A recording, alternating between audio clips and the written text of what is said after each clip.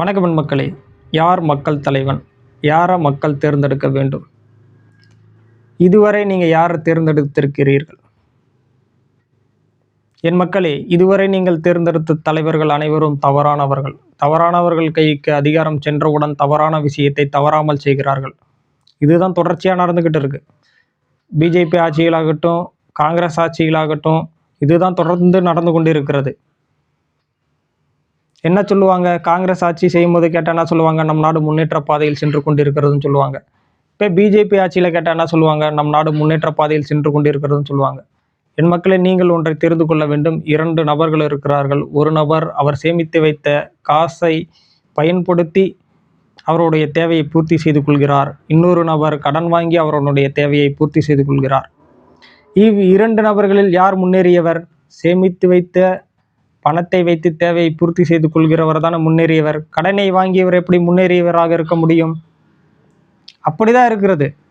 இப்போ கடனை வாங்கிக்கிறாங்க. வருடம் வருடம் கடனானது, கடன் சுமை அதிகரித்து கொண்டிருக்கிறது. கேட்டால் நம்ம முன்னேறிக்கிட்டு இருக்கின்ற மக்களிடம் பொய் சொல் கொண்டிருக்கிறார்கள். மக்களை ஏமாத்திக்கிட்டு இருக்கிறாங்க. என் மக்களை, உங்களை ஏமாத்திக்கிட்டு இருக்கிறாங்க. நீங்கள் தெளிவடைய வேண்டும்.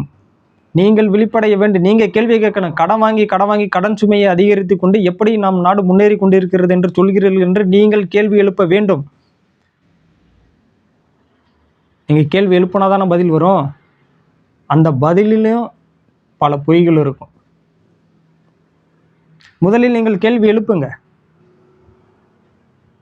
தேசிய கட்சிகளாகட்டும், மாநில கட்சிகளாகட்டும் உங்கள் மீது அக்கறையற்று செயல்பட்டு கொண்டிருக்கின்றன. ஏன்னா உங்களுடைய அடிப்படை தேவைகளான கல்வியும் மருத்துவத்தையும் அவர்கள் ஏன் இன்னும் அரசுமயமாக்காமல் இருக்கிறார்கள்?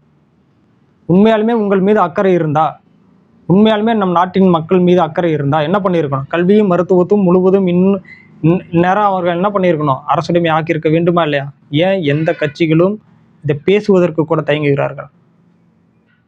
ஏன்னா அவர்களுக்கு உங்கள் மீது அக்கறை கிடையாது. பெரும் முதலாளிகளின் வங்கி கணக்கை நிரப்ப வேண்டும். இதுதான் அவர்களுடைய நோக்கம்.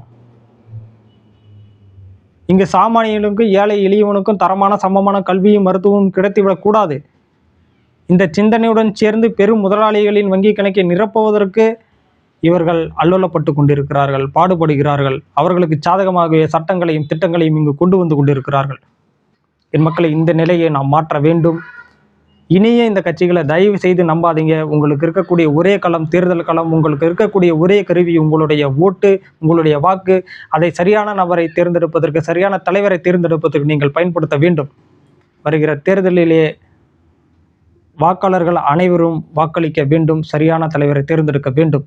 நன்றி என் மக்களே.